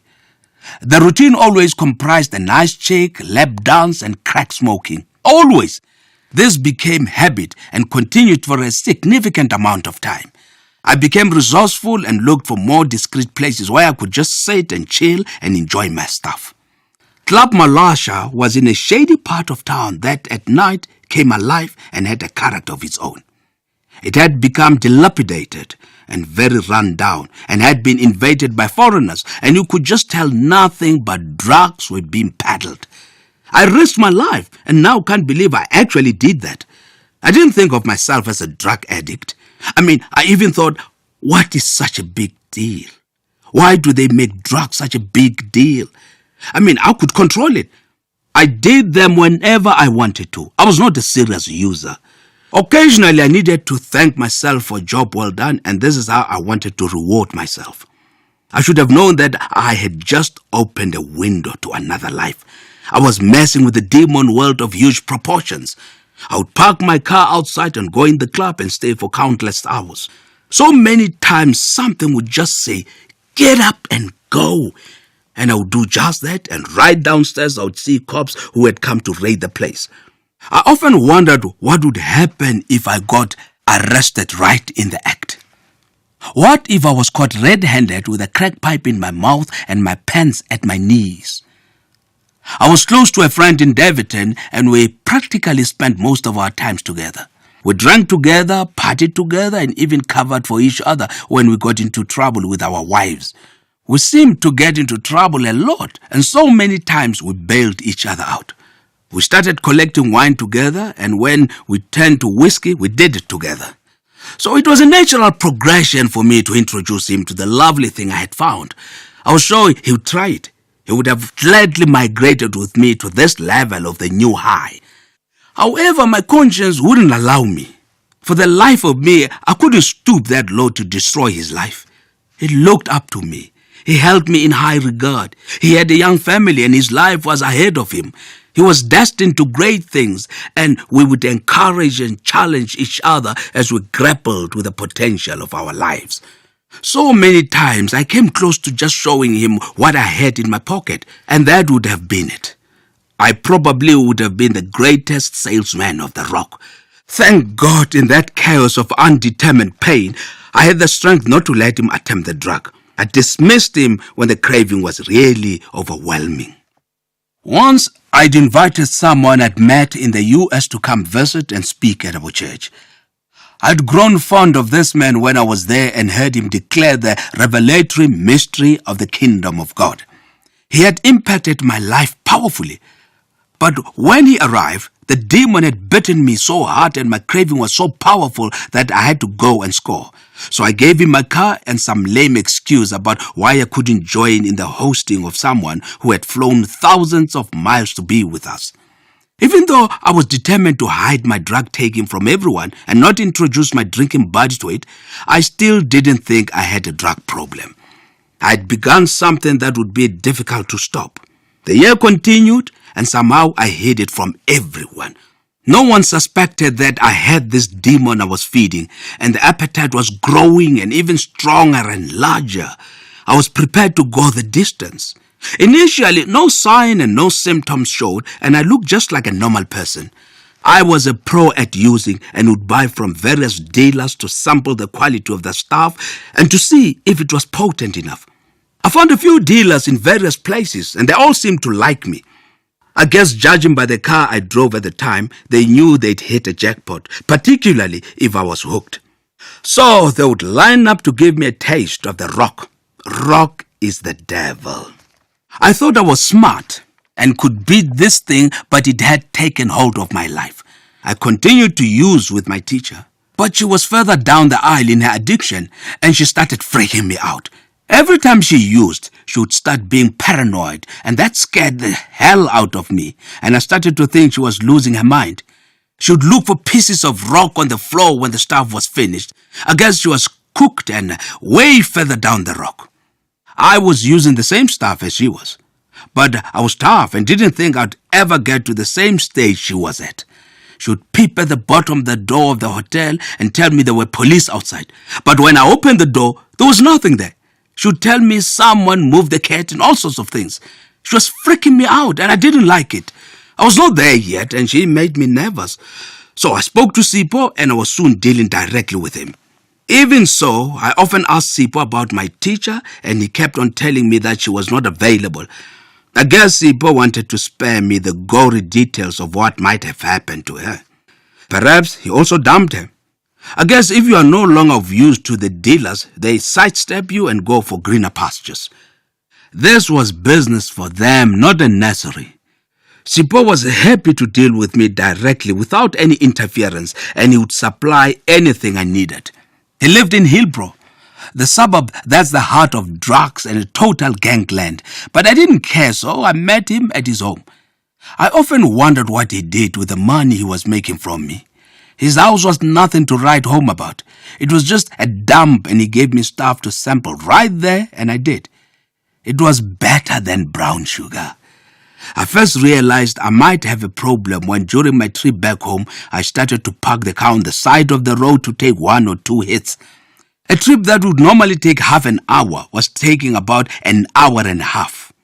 I continued to visit the strip club purely so I could get high, and soon people took notice that I was a regular and the girls would get happy when I was in the house. I thought it strange and didn't realize how frequently I'd been going there. It became risky and dangerous for me. It was a bad area and full of Nigerian drug dealers. I didn't want to find myself dead. I had to change tactics and strategy soon. Maybe I was starting to get paranoid. I needed new people and new place to use. I found a few strip joints where I could go and check out, but I never found the same vibe that I had found at Club Malasha. I would occasionally skip 2-3 weeks and go back and start all over again. Something about that place took my dignity away. The drive was becoming too difficult to handle. I was becoming paranoid and would think that there were cops following me and I would take different route back home. That was another episode of The Door, an addict's journey, written by Abner Mariri. The book is available on www.abner.africa. It is broadcast on SAFM at 11:45 Monday to Thursday on The Talking Point. It is produced for the station by Vovi Patala, read by Samson Kumalo, technical production by Nanda Koza. Top Sport with Michael Abramson. Cape Times sports editor Ashfaq Mohammed. Sad story. The Bulls at home. The Bulls did take an early lead to their credit and held that lead for some time. But in the end, Franco Smith masterminded a performance for his Glasgow Warriors. Just what did you make of the whole match? Yeah, such a sad situation for the Bulls. You know, they've done so well to beat Leinster in the semi-final. You know, the concern was, did they play the final in the semi-final? Because it was such a monumental victory against a team like Leinster, who are effectively the Ireland national team, all a few guys from Munster coming in. So, you know, that was such a fantastic achievement. And you just wondered, will they have enough petrol left in the tank to actually get past guys? Glasgow is a very shrewd side, coached by a former Springbok himself in Franco Smith. Top Sport on SAFM. The Chill Zone with Bertha Charuma. When do you know this is not good for me? This is not healthy at all. One of the things that we often talk about is you've got to look at your ratio of good times versus bad times and look at the extent of which the bad times are. All relationships will have certain ups and downs, but you shouldn't be spending more time crying. You shouldn't be spending more time sad, unhappy because of the relationship than you do happy. People tend to focus too much on the good and ignore the bad, and that's the problem. Linda Yende joining us, relationship coach. Bertha Charuma, Fridays 8 p.m. to 12 a.m. SAFM Youth Month Takeover. SAFM invites young people between the ages of 18 to 35 to take over the airwaves this Youth Month. All you have to do is send a WhatsApp voice note or text message to 061-410-4107 or email info@safm.co.za. Tell us which show you'd like to co-host and what the 2 compelling issues facing our 30 years of democracy are, and we could be calling you. Terms and conditions apply. SAFM supports a litter-free South Africa. Play your part in keeping our surroundings and environment clean. SAFM, leading the conversation. Here, there, and everywhere. SAFM 105.1 FM in Johannesburg.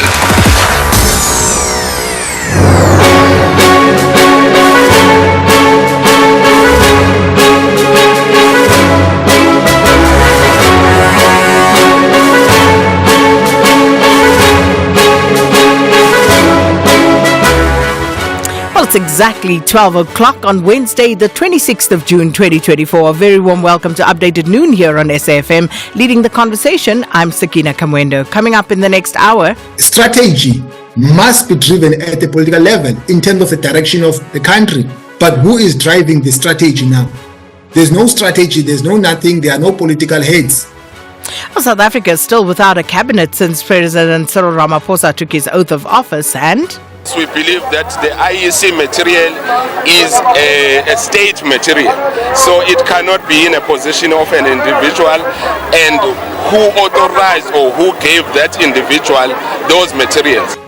Members of the Umkhonto weSizwe party have gathered outside the Pietermaritzburg Magistrates Court ahead of the appearance of an IEC official. Coming up in sport, Bafana begin their COSAFA campaign, but without the big boys. I'll explain to you why. And also the Proteas in action bright and early tomorrow morning. we're waiting for those details with John Gericke in the second half of the show. And we always want to hear from you, so please get in touch with us. You can write to us on 41391. That's the SMS line number. You'll be charged R1.50 per SMS. You can also get in touch via X or Facebook at SABC News_radio or using the hashtag Updated Noon. Alternatively, you can send us a WhatsApp voice note on 082-692-3909. Now, more of these stories and more coming up on this Wednesday edition of Updated Noon. First, though, let's bring you up to speed with the latest news with Modupi Mohlahlana.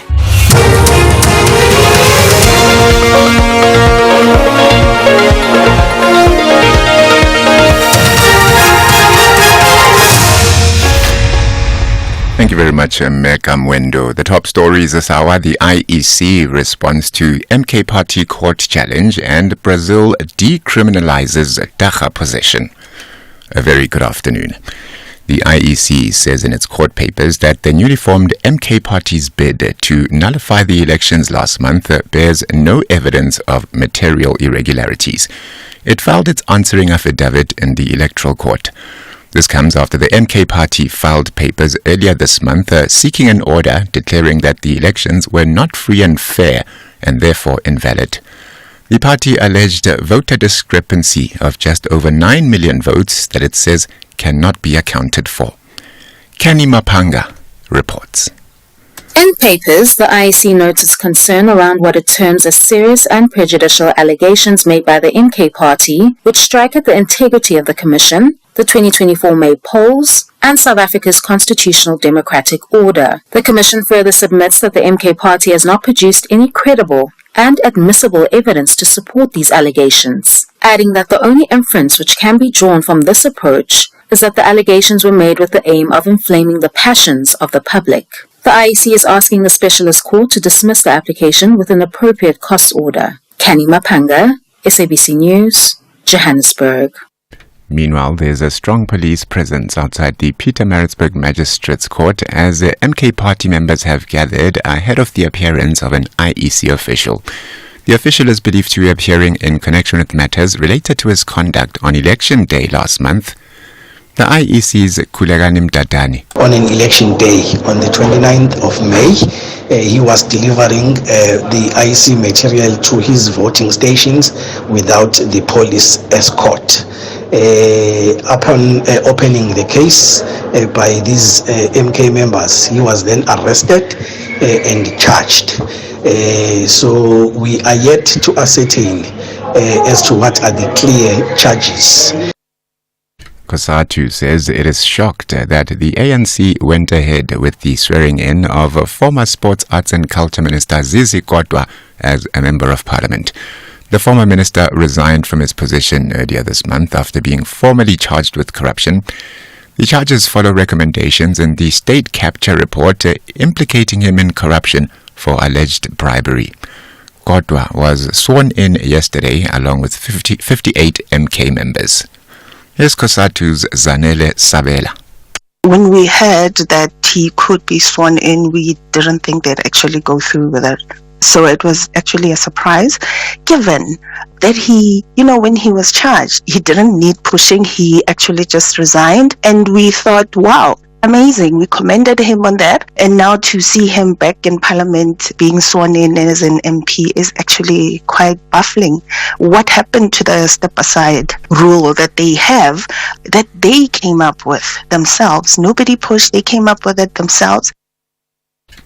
Scores of demonstrators, mostly women young and old, are picketing outside the Bloemfontein Magistrates Court, where the suspect for the murder of 41-year-old Mwalusi is appearing.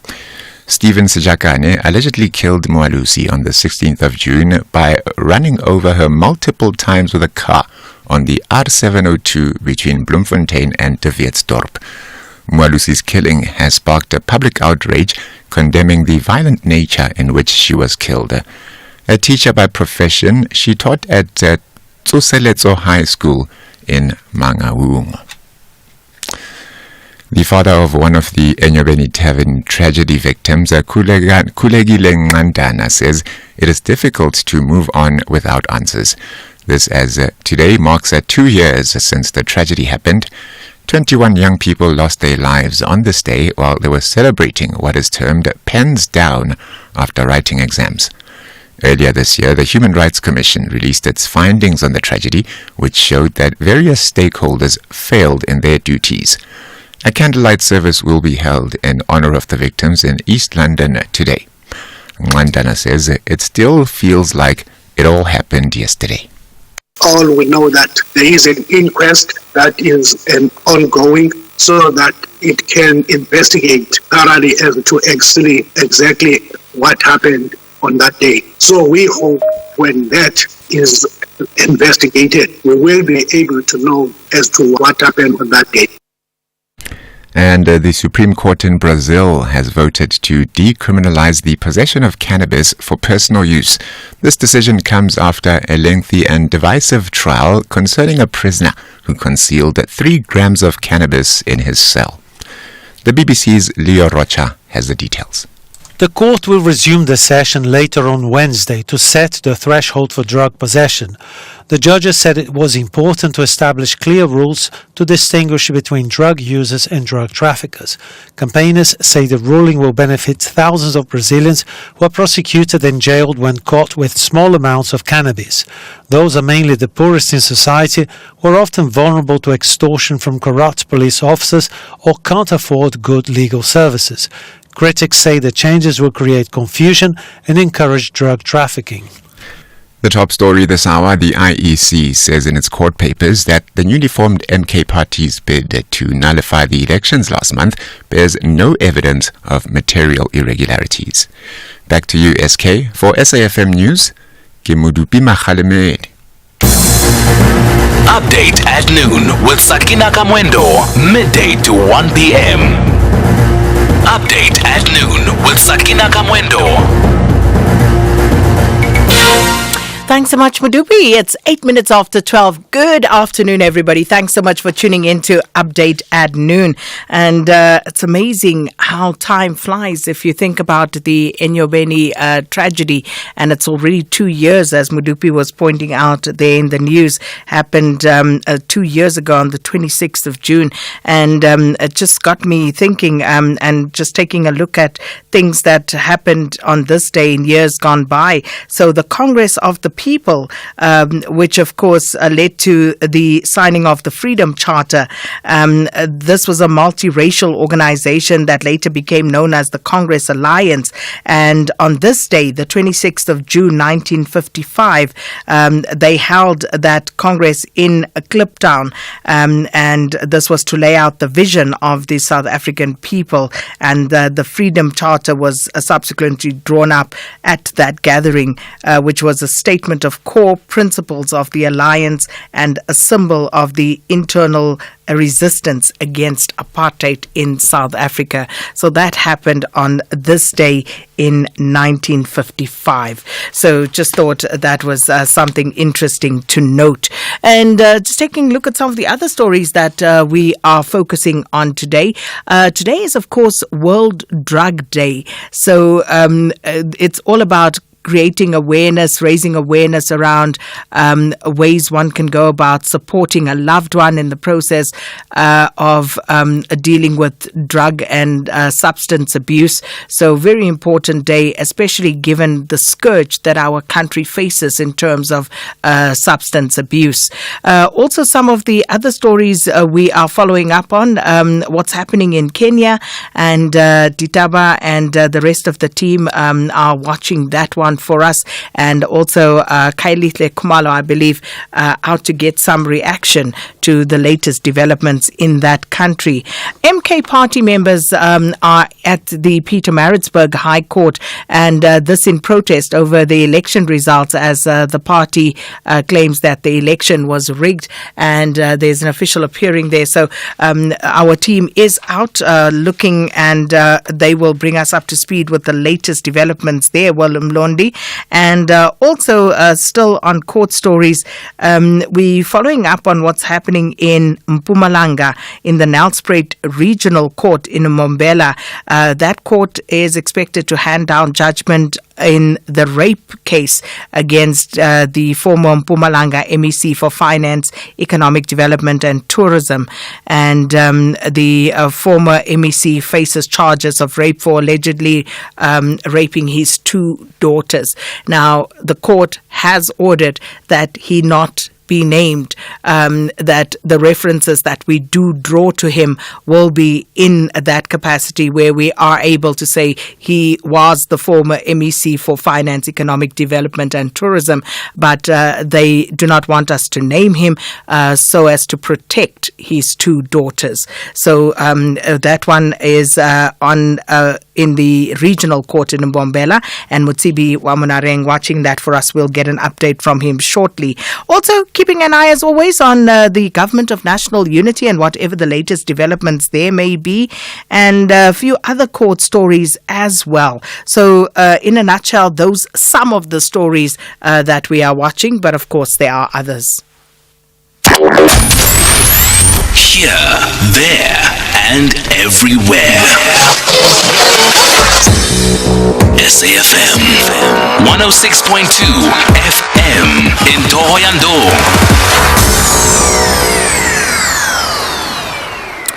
And we start in Mpumalanga, where the Nelspruit Regional Court is expected to hand down judgment in that rape case against the former Mpumalanga MEC for Finance, who was accused of the rape of his two daughters. Now, the former African National Congress Provincial Executive Committee member and his stepson were arrested in 2020 for the alleged rape of the man's 8-year-old daughters. The man cannot be identified, and this is to protect the identities of his daughters. And he was suspended from the ANC's PEC, that's the provincial executive, following his arrest. But for more on what's been going on today, we join on the line by SABC News reporter Mutsibi Wamunareng. Mutsibi, good afternoon. So what can you tell us? Firstly, perhaps just in case people may have forgotten about this or don't know, let's perhaps just start with a quick background to the story and how we got to the point where the former MEC was arrested. It is something that happens, I think, the past 2-3 years ago, where the former MEC was arrested in his homestead in Matsulu.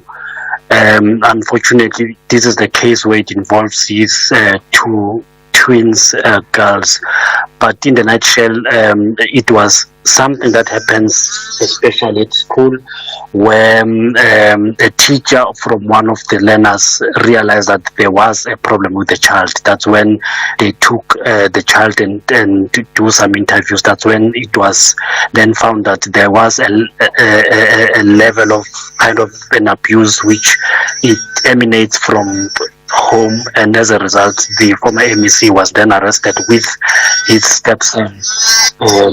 Currently, I can confirm that they were undergoing a trial which dragged up until today, and as the media houses were not allowed to cover the story because of the Children's Act, we should at least protect the identity of